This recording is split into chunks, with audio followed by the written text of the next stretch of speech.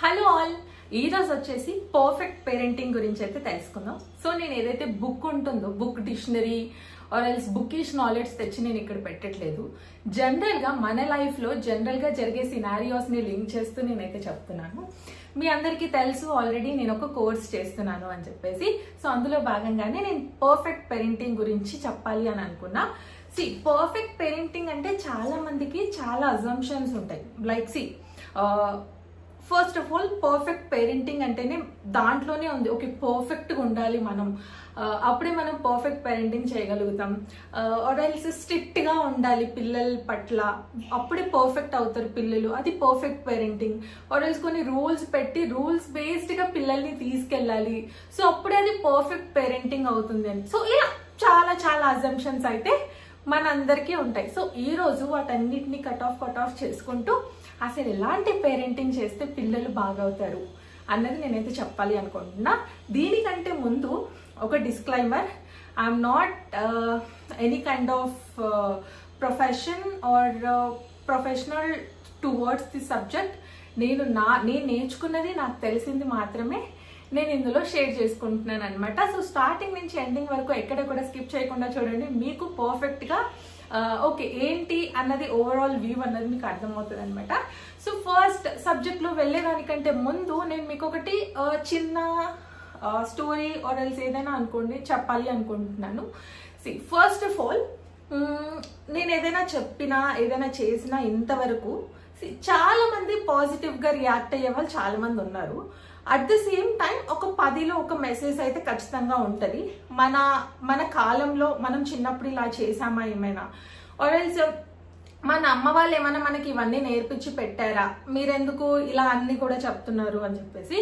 So first thing నేను చెప్పాలి అనుకున్నది ఏంటంటే, మన అమ్మ వాళ్ళు చేశారా, మనం ఇవన్నీ నేర్పించాలా పిల్లలకి, అవసరమా అన్న వాళ్ళకి నేను ఇదైతే చెప్తాను. అప్పుడున్న ఎన్వైరన్మెంట్ ఆర్ఎల్స్ అప్పుడున్న సరౌండింగ్స్, అప్పుడున్న టెక్నాలజీస్ కంప్లీట్లీ డిఫరెంట్. ఇప్పుడున్న టెక్నాలజీ, ఇప్పుడున్న ఎన్వైరన్మెంట్, ఇప్పుడున్న థింగ్స్ అనేది కంప్లీట్లీ డిఫరెన్స్. ఫర్ ఎగ్జాంపుల్ మనకి ఏదైనా హాలిడే వచ్చింది అంటే చిన్నప్పుడు సండేస్ ఆర్ సాటర్డేస్ వస్తే చాలా హ్యాపీ వేసేది. మనం టైంపాస్ ఎలా చేసేవాళ్ళం అంటే ఎదుటి మనుషులతో ఆడుకోవడమో లేదా వస్తువులతో ఆడుకోవడమో ఇలా చేసేవాళ్ళం అనమాట. హాలిడేస్ వస్తే తొక్కుడు బిళ్ళ ఆడడం, బారకట్ట ఆడడం, ఆర్ఎల్స్ మీకు గుర్తే ఉంటాయి ఇలాంటి చిన్న చిన్న అచ్చంకాయల ఆట. సో ఇలాంటి ఆటలన్నీ మనం ఆడేవాళ్ళం, చిలకట్లు. సో ఇలాంటి ఆటలు ఆడేవాళ్ళం. ఇప్పుడున్న జనరేషన్కి ఇలాంటి ఆటలు ఏమైనా తెలుసా? ఏమీ తెలీదు. బికాస్ అప్పుడు మనకి ఫర్ ఎగ్జాంపుల్ నేను 10th క్లాస్ ఆర్ ఇంటర్మీడియట్ వచ్చాక నేను ఆండ్రాయిడ్ ఫోన్ని ఎక్స్ప్లోర్ చేయడం స్టార్ట్ చేశాను. అప్పుడు కూడా అంత ఇదిగా లేదు. మ్యాథ్స్ లైక్ మనం డిగ్రీ వచ్చినప్పుడు ఆండ్రాయిడ్ ఫోన్స్ అన్నవి కంప్లీట్గా వచ్చేసాయి ప్రతి ఒక్కళ్ళ చేతిలోకి, రైట్? సో మనం చిన్నగా ఉన్నప్పుడు ఆండ్రాయిడ్స్లో ఆర్ఎల్స్ వైఫై, టీవీ ఇవన్నీ మనకి ఏమీ తెలీదు. ఖుషి ఛానల్ కానీ ఇవన్నీ కూడా మనం 5th, 6th, 7th వచ్చినప్పుడు మనకు అవన్నీ తెలుసు అనమాట, ఆ బొమ్మలన్నీ కూడా. కానీ ఇప్పుడు 2 years కూడా కాదండి, 9 months పిల్లల దగ్గర నుంచి Cocomelon, what ever it may be, చాలా కార్టూన్ ఛానల్. సో ఇవన్నీ కూడా 9 months పిల్లల దగ్గర నుంచే కార్టూన్స్ ఇవన్నీ కూడా అలవాటు అయిపోతుంది. ఎవరు అలవాటు చేయాల్సిన అవసరం లేదు. బై డిఫాల్ట్ గా మనమే వాళ్ళు ఏడుస్తున్నారు అంటే ఆ బొమ్మలు పెట్టేస్తాం, వాళ్ళు ఏడుస్తున్నారు అంటే ఆ బొమ్మలు, అసలు వేరే ఎక్స్ప్లోర్ చేయడానికి ఛాన్సే ఇవ్వట్లేదు. మనమే పెడుతున్నాం, మనమే నేర్పిస్తున్నాం, రైట్? సో వీటి గురించి నేను మాట్లాడదాం అనుకుంటున్నా. సో ఇంకెప్పుడు కూడా అలా అనుకోకండి, మన పేరెంట్స్ మనల్ని ఏమైనా ఇలా పెంచారా, ఇవన్నీ నేర్పించారా, మనం ఇంత మంచిగా అయ్యాం కదా, ఇంత ఎదుగుతున్నాం కదా, లైఫ్లో ఇది చేసుకుంటున్నాం కదా అని ఎప్పుడు అనుకోకండి. మనం పెరిగిన complete environment is different and ఇప్పుడు మన బేబీస్ పెరుగుతున్న కంప్లీట్ ఎన్వైరన్మెంట్ అనేది చాలా డిఫరెంట్ అనమాట. ఎప్పుడు కూడా అలా అనుకోకండి. ఏదైనా మనం ఎక్కడైనా చూసినా, ఇప్పుడు నవ్వేడేస్ యూట్యూబ్ వచ్చేసింది, చాలా మంది పేరెంటింగ్ కోచ్ కానీ ఆర్ఎల్స్ మంచిగా రైట్ బ్రెయిన్ ఎడ్యుకేషన్ అని పిల్లలకి చాలా చాలా తీసుకొస్తున్నారు. సో వాటన్నిటిని కూడా పాటిద్దాం. బికాజ్ అప్పుడున్న కాంపిటీషన్ ఈజ్ కంప్లీట్లీ డిఫరెంట్, ఇప్పుడున్న competition is completely different. Okay, ఇదంతా కూడా పక్కన పెడితే మనం ఈ జనరేషన్కి తగ్గట్టు, ఈ ఎన్వైరన్మెంట్కి తగ్గట్టు మన పిల్లల్ని మనం తయారు చేయాలి. బికాజ్ అప్పుడు మన పేరెంట్స్ చిన్నప్పుడు మనకు అన్ని చెప్పేవాళ్ళు, మనకు గుర్తుండదు, అంతేగాని వాళ్ళు మనల్ని కూర్చోబెట్టుకొని, ఫర్ ఎగ్జాంపుల్ ఒక్క చిన్న విషయం చెప్తానండి నేను. మన పేరెంట్స్ మనం చిన్నగా ఉన్నప్పుడు 24 hours వాళ్ళకి వేరే పనే ఉండేది కాదు. ఓన్లీ వాళ్ళకు ఉండే 2 పనులు, ఇంట్లో వంట చేయడం, పిల్లల్ని చూసుకోవడం. అంతకు మించి ఇంకేం పని ఉండేది కాదు. వాళ్ళ 24 hours లో వంట చేసి ఇంట్లో పనులు చూసుకునేటప్పుడు తప్ప మిగిలిన టైం మొత్తం పిల్లలతోనే స్పెండ్ చేసేవాళ్ళు కదా. ఇప్పుడు మనం అలా చేస్తున్నామా? అట్లీస్ట్ పిల్లలకి quality of the time 1 hour అన్నా ఇస్తున్నామా? లేదు. బికాజ్ నవ్వే days full busy life, rush life. Job చేయాలి, ఇంట్లో పనులు చూసుకోవాలి, నెక్స్ట్ తర్వాత ఇంకేదైనా వర్క్స్, బిజినెస్. మన పనుల్లో మనం ఇన్స్టాగ్రామ్, వాట్సాప్, యూట్యూబ్, సో ఇవన్నీ చూసుకుంటూ మనం పిల్లలకి లాస్ట్ ప్రియారిటీ ఇస్తున్నాం టైంని. ఫస్ట్ ప్రియారిటీగా మనం పిల్లలకి టైం ఇవ్వట్లేదు. ఒకవేళ ఇస్తున్నామని మీరు చెప్పిన that's good, but most of the time మనం ఎలా ఇస్తున్నాం తెలుసా? ఇన్స్టాగ్రామ్ రీల్స్ చూస్తూ, యూట్యూబ్ రీల్స్ చూస్తూ, ఆర్ఎల్స్ యూట్యూబ్ వీడియోస్ చూస్తూ ఇలా మనం పిల్లల్ని చూసుకుంటున్నాం కదా. అప్పట్లో మన అమ్మ వాళ్ళు ఇన్స్టాగ్రామ్ కానీ, యూట్యూబ్ కానీ, వాట్సాప్ కానీ ఇవేమీ వాడేవాళ్ళు కాదు, రైట్? సో ఇప్పుడు అవన్నీ వచ్చాయి. మనం అన్ని చూసిన తర్వాత లాస్ట్ ప్రయారిటీగా మన బేబీకి మనం టైం ఇస్తున్నాం. సో ఇది కాదండి. First let's give a priority for the baby.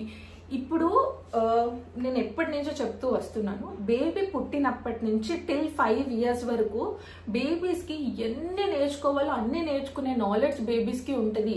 మీరు ఏమైనా నేర్పిస్తున్నప్పుడు బేబీస్ హ్యాపీగా ఎంజాయ్ చేస్తున్నారు అంటే మీరు చాలా పర్ఫెక్ట్గా నేర్పిస్తున్నారు అని అర్థం. ఎప్పుడైనా సరే మీరు ఏమైనా బేబీస్కి స్టార్ట్ చేసినా, బేబీస్కి ఏదైనా నేర్పిద్దామని కూర్చున్నా పక్కన వాళ్ళు ఉంటారు కదా, వాళ్ళు ఏమైనా అన్నారనుకోండి అసలు పట్టించుకోకండి. అట్ లాస్ట్ మీ బేబీ ఫ్యూచర్లో ఎదగడం ముఖ్యం, రైట్? సో వేరే ఎవరన్నారో అవన్నీ పట్టించుకోకుండా మీరు కూర్చొని టైంని స్పెండ్ చేసి మీ బేబీకి కలర్స్ కానీ, యానిమల్ నేమ్స్ కానీ, ఇవన్నీ అన్నీ నేర్పించండి. ఏది ఛాన్స్ ఉంటే అసలు మీకేది వచ్చో అవన్నీ నేర్పించేసేయండి.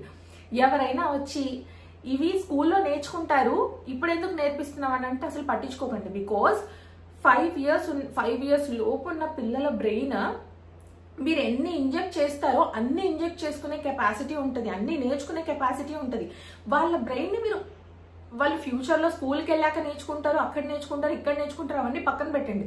రైట్ నౌ ఇప్పుడు ప్రెసెంట్ నా బేబీ బ్రెయిన్ని షార్ప్ చేయాలి అంటే నేనేం నేర్పించాలి బేబీకి ఏం యాక్టివిటీస్ చేయించాలి, వాటి మీద మాత్రమే కాన్సన్ట్రేట్ పెట్టండి. మీ అందరికీ నేను ఫస్ట్ నుంచి చెప్పేది నా ఛానల్లో ఒకటి, మనం బేబీస్కి నేర్పిద్దాం, హోమ్ స్కూలింగ్ చేద్దాం, మనం టైం స్పెండ్ చేద్దాం బేబీస్తో, అప్పుడు బేబీస్ షైన్ అవుతారు, right? And one more thing నేను ఏమంటున్నాను అంటే, ఈవెన్ మన బేబీస్కి అన్ని నేర్పించినా, బేబీస్ నేర్చుకున్నా నేర్చుకోకపోయినా మనమైతే బేబీకి చెప్పడం అలవాటైతే చేయాలన్నమాట.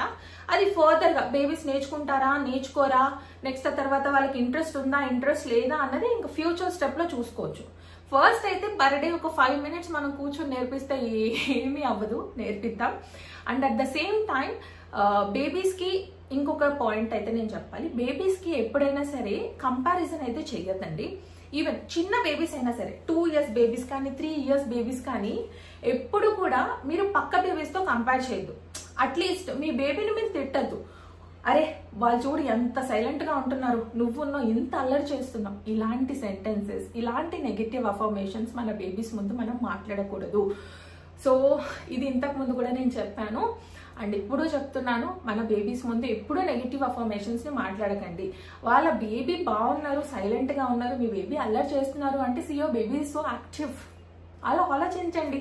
వాళ్ళ బేబీ సైలెంట్ ఉన్నారు అంటే ఆ baby calm and cool and study ఆ మైండ్లో ఉన్నాడేమో. మీ బేబీ ఫుల్ యాక్టివ్గా ఉన్నాడంటే మీ బేబీ మంచిగా గేమ్స్ ఆడుకుంటూ మంచిగా యాక్టివ్గా ఉన్నాడేమో. ఇలా ఆలోచించండి కదా, మీ బేబీలో ఏది పాజిటివ్ ఉందో అది ఆలోచించి బేబీస్కి చెప్పడం స్టార్ట్ చేయండి. అంతే తప్ప వేరే బేబీతో కంపేర్ చేసి మీ బేబీని తిట్టడం కానీ, వేరే బేబీ ముందు మీ బేబీని ఇన్సల్ట్ చేయడం కానీ, వేరే ఇంటికి వెళ్ళినప్పుడు మీ చుట్టాల ముందు మీ బేబీస్ని ఇన్సల్ట్ చేయడం కానీ, ఇవేమీ అస్సలు చేయొద్దు. Big no for this. And babies ముఖ్యంగా ఇది ఎప్పుడు జరగకూడదు అంటే, బేబీస్ 3 years నుంచి 5-6 years ఉన్నప్పుడు, ఈ 3 to 6 years ఏజ్ అన్నది చాలా కాంప్లికేటింగ్ ఏజ్. క్రాంకీ అవుతారు పిల్లలు, నెక్స్ట్ తర్వాత మనసులో పెట్టుకుంటారు, బాధపడతారు, ఎమోషన్స్ని ఎక్స్ప్రెస్ చేయని ఏజ్ అనమాట అది. వాళ్ళు ఏదైనా ఫీల్ అయినా చెప్పుకోలేరు, లోపల ఇదవుతారు. సో ఇలాంటి ఏజ్ అనమాట 3 to 6 years అన్నది. సో ఆ ఏజ్లో మనం పిల్లల్ని చాలా జాగ్రత్తగా పెట్టుకోవాలి. ఎప్పుడు కంపారిజన్స్ చేయొద్దు ఆ ఏజ్ పిల్లలకి ముఖ్యంగా. And at the same time కొట్టద్దు పిల్లల్ని. ఫస్ట్ థింగ్, మీరు ఏదైనా చెప్పాలి, ఓకే. యాజ్ ఏ మదర్స్గా మనం ఇంట్లో పనులు చేస్తుంటాము అండ్ ఇంట్లో వర్క్స్, చాలా టెన్షన్స్తో పిల్లలు ఏదైనా చేశారు, ఏదైనా అల్లరి చేశారు, ఆర్ఎల్స్ ఫర్ ఎగ్జాంపుల్ మొన్న మా పిల్ల చేసింది, నేను జస్ట్ ఇలా తిరిగే లోపే కబోర్డ్ మొత్తం స్కెచ్తో గీసేసింది. ఆ టైంలో నాకు ఫ్రస్ట్రేషన్ వచ్చి ఇలా ఎవరికైనా సరే చెయ్యి లేస్తుందా లేవదా, ఎంత కూల్ ఉన్న పర్సన్కైనా చెయ్యి లేస్తుంది. అలాంటి టైంలో నాకు కూడా ఆద్య ఇలా లేస్తుంది, బట్ ఐ కంట్రోల్. ఓకే, దానికి ఏం తెలుసు, నేను ఇప్పుడు కొడితే అది దానికి ఏమైనా అర్థం అవుతుందా, అర్థం కాదు. సో కొట్టకండి పిల్లల్ని, కొడితే ఏమీ అవ్వదు. సో ఫస్ట్ థింగ్, 6 years వరకు పిల్లల్ని అస్సలు కొట్టద్దు, అది బిగ్ నో. కొట్టినాము అంటే పిల్లలు ఖచ్చితంగా క్రాంకీ ఆర్ మొండి ఖచ్చితంగా తయారవుతారు. అది నేను రాసిస్తాను, కావాలంటే మీరు కొడుతున్నారు కదా, కొట్టిన పేరెంట్స్ ఉంటారు కదా, వాళ్ళు అబ్జర్వ్ చేసుకోండి. 6 years 7 years అయ్యాక మీ పిల్లలు మొండిగా అవుతారా అవ్వరా అన్నది మీరు అబ్జర్వ్ చేసుకోండి. ఖచ్చితంగా పిల్లలు మొండి కానీ క్రాంకీ కానీ అవుతారు. మనం కొట్టినామంటే ఇంకెక్కువ చేస్తారు. సో కొట్టద్దు, ఫ్రీగా వదిలేసేయండి, నచ్చ చెప్పండి పిల్లలకి. 6 years లోపు పిల్లలకి మనం ఏదైనా చెప్పాము, కొట్టాము, తిట్టాము, ఇది చెయ్యకూడదు అంటే వాళ్ళకి అర్థమయ్యి అర్థం కాని కెపాసిటీలో వాళ్ళు ఉంటారనమాట. So don't do such things. Just instead that ఓపిక్గా కూర్చొని పిల్లలకి ఇది చేయకూడదమ్మా, ఇది చెయ్యాలి అని చెప్పండి. అది మీరు ఇప్పుడు వాళ్ళు చెప్తే వాళ్ళకి ఎక్కుతుందా లేదా అని మీరు ఆలోచిస్తున్నారేమో, మీరు చెప్పంగా పిల్లలు మారిపోతారు. అండ్ వన్ మోర్ థింగ్ ఏంటి అంటే, నేను చెప్పాలనుకునేది ఫుడ్ విషయం. పర్ఫెక్ట్ పేరెంటింగ్ అంటే చదువులోనో డిసిప్లైన్లోనో నెక్స్ట్ ఇంకేదో కాదు. ఫుడ్ కూడా పిల్లలు డిసిప్లైన్గా తినాలి అంటే మన చేతుల్లోనే ఉంటుంది. పిల్లలు చిన్న ఏజ్లో ఉన్నప్పుడే కదా మనం గోరుముద్దలు పెట్టేది, ప్రేమతోనే కదా మనం గోరుముద్దలు పెట్టేది. అఫ్కోర్స్ తల్లిగా మనకు ప్రేమ ఉండొచ్చు మన పిల్లల మీద, నేను కాదని చెప్పను. నాకు ఆద్య మీద చాలా ప్రేమ ఉంటుంది, దాన్ని నా మీద కూర్చోబెట్టుకొని గోరు ముద్దలు నింపాలని ఉంటుంది. కానీ నేను ఇప్పుడు అది చేశాను అంటే రేపు పొద్దున పిల్లలు తినేది ఎప్పుడు నేర్చుకోరు. మీరు చెయ్యండి, మీరు తినిపించండి. అట్లని చెప్పి నేను అస్సలు తినిపియనా అంటే తినిపిస్తా. ఎప్పుడు ఒక రోజులో ఒక 4 పూట్లు 5 పూట్లు ఆద్య తింటుంది అనుకోండి, 2 snacks 3 food 3 time meals, అందులో ఒక పూట నేను తినిపిస్తా, మిగిలిన టైం అంతా ఆద్యకి ఇస్తా. తింటారు కదా, పిల్లలు నేర్చుకుంటారు. ఎక్కడికైనా వెళ్తే మీకు స్ట్రెస్ ఉండదు, మీకు స్ట్రైన్ ఉండదు, పిల్లల్ని తిప్పి తినిపించే స్ట్రెస్ అస్సలు ఉండదు. సపోజ్ ఫర్ ఎగ్జాంపుల్ ఆద్యనే తీసుకోండి, ఎక్కడికైనా వెళ్ళింది అంటే ఎవరు పెట్టినా ఆద్య తినేస్తుంది. నేనే రావాలి, నా టెన్షనే ఉండాలి అన్నది ఏమీ లేదు. ఫుడ్ అన్నది ఎవరు పెట్టినా తింటది అనమాట. అండ్ ఇంకొకటి ఏంటి అంటే ఫుడ్ విషయం ప్లస్ ఇంకొకటి, మీకు ఆల్రెడీ స్టడీ పాయింట్ నేను కవర్ చేసా, ఫుడ్ విషయం కవర్ చేసా. డిసిప్లిన్, పిల్లలకి లేచిన వెంటనే పాజిటివ్ అఫర్మేషన్స్ కానీ ఒక సిస్టమాటిక్ లైఫ్ని పిల్లలకి అలవాటు చేద్దాం. పిల్లలకి ఎలా స్ట్రెస్ అవుతుంది అంటే ఏమీ స్ట్రెస్ అవ్వదు, వాళ్ళు జస్ట్ సిస్టమాటిక్ వస్తారు అంతే. సిస్టమాటిక్ లైఫ్ని మనం అలవాటు చేద్దాం. లేచిన వెంటనే ఒక రొటీన్ అన్నది పిల్లలకి సెట్ చేద్దాం. లేవగానే బ్రష్ అయిపోగానే ఫుడ్ అయిపోగానే ఆడుకోవడం, ఇలాంటి రొటీన్ మనం పిల్లలకి సెట్ చేసాము అంటే పెద్దగా అయ్యేదాకా వాళ్ళు అదే క్యారీ ఫార్వర్డ్ అవుతారు. అండ్ నైట్ టైం నేను బుక్స్ రీడింగ్ అన్నది నేను ఆద్య 4 months, నాకు ఎందుకు ఇయర్స్ అని వస్తుంది, 4 months 3 months ఉన్నప్పుడే అలవాటు చేసా. ఈవెన్ ఇప్పుడు కూడా బుక్స్ అంటే ఆద్యకి చాలా ఇష్టం, అలవాటు, రైట్. సో అలాంటి చిన్న అలవాట్లు మనం చేసి చిన్న గుడ్ హ్యాబిట్స్ మనం నేర్పించాము అంటే పెద్దగా అయ్యేదాకా అది క్యారీ ఫార్వర్డ్ చేసుకుంటారనమాట. అండ్ ఇంకొకటి ఏంటంటే, ఫర్ ఎగ్జాంపుల్ నేను ఒకటి చెప్తా. లాస్ట్ వీడియోలో నేను నెయిల్స్ కట్ చేసినప్పుడు ఆద్య చాలా సైలెంట్గా కూర్చుంది అనమాట ఒక దగ్గర. నేను ఎప్పుడు నెయిల్స్ కట్ చేసినా ఆద్య ఒక దగ్గర కూర్చొని కట్ చేయించుకుంటుంది. అది ఎలా అలవాటు అయ్యింది అంటే, నేను ఆద్య 6 months ఉన్నప్పటి నుంచి తన చేయి పట్టుకొని మేల్కొని ఉన్నప్పుడే, చాలా మంది మదర్స్ ఏం చేస్తారంటే బేబీస్ పడుకున్న తర్వాత నెయిల్స్ కట్ చేయడము అలా చేస్తారనమాట. సో నేను ఆద్య లేచున్నప్పుడే నెయిల్ పట్టుకొని కదలకూడదని స్టోరీస్ చెప్పుకుంటూ కట్ చేసేదాన్ని. అది అన్నది ఇప్పుడు అలాగే అలవాటైంది. జనరల్గా 2 years ఉన్న పిల్లలు కుదురుగా కూర్చొని నెయిల్స్ కట్ చేయించుకోమంటే కట్ చేయించుకోరు. ఏదో కొంతమంది పిల్లలు కట్ చేయించుకుంటారనే దాని గురించి నేను మాట్లాడట్లా. సో నేను చెప్తున్నా, నేను ఆద్యలో అబ్జర్వ్ చేసిన థింగ్ చెప్తున్నా. ఇప్పుడు అది ఎంత కుదురుగా కూర్చొని కట్ చేయించుకుంటుంది. అదొక్క విషయం అని కాదు, చాలా విషయాలు నేను అబ్జర్వ్ చేసా. సో అలా మనం చిన్నప్పటి నుంచి ఏదైతే మనం నేర్పిస్తామో పిల్లలకి పెద్దగా అయ్యాక కూడా అదే క్యారీ ఫార్వర్డ్ అవుతుంది అనమాట. సో ఇదొక్కటి బాగా గుర్తుపెట్టుకొని మీ పిల్లలకి మీరు ఏమేమి నేర్పించాలనుకుంటున్నారు, మీ పిల్లలకి ఏదేది చేయాలనుకుంటున్నారు, మీరు ఒక ప్లాన్ చేసుకొని మీ పిల్లలకి నేర్పించండి. సో ఎవరేమన్నా మనుషులు అన్నాక చాలా మంది చాలా ఒపీనియన్స్ మన వైపు పెడుతూ ఉంటారు. బట్ మీకంటూ ఒక క్లారిటీ ఉండాలి, ఏం చేయాలి ఏం లేదు, మన పిల్లల లైఫ్ని ఎలా తీసుకెళ్ళాలి అన్నది. పెద్దగా అయ్యాక వాళ్ళు ఇది చేస్తారా చెయ్యరా అన్నది వాళ్ళ ఇష్టం. మనం నేర్పించేదైతే మనం నేర్పించాలి. ఇప్పుడు నేనైనా ఆద్యకి చాలా నేర్పిస్తూనే ఉంటాను. శ్లోకాస్ అని, నెక్స్ట్ తర్వాత చెస్ అని, స్టడీ అని, and bat ball table tennis type ఉంటుంది అది అని. సో చాలా నేర్పిస్తూ ఉంటాను, స్విమ్మింగ్ అని. పెద్దగా అయిన తర్వాత తను ఏం చెయ్యాలి అనుకుంటుందో తన ఇష్టం. నేనైతే అన్ని ఇన్పుట్స్ అయితే ఇస్తున్నాను. సో అది మనం ఇచ్చేది ఇద్దాం. వాళ్ళు పెద్దగా అయ్యాక చేస్తారా చెయ్యరా, అందులో సక్సెస్ అవుతారా సక్సెస్ అవ్వరా అన్నది నెక్స్ట్ స్టెప్.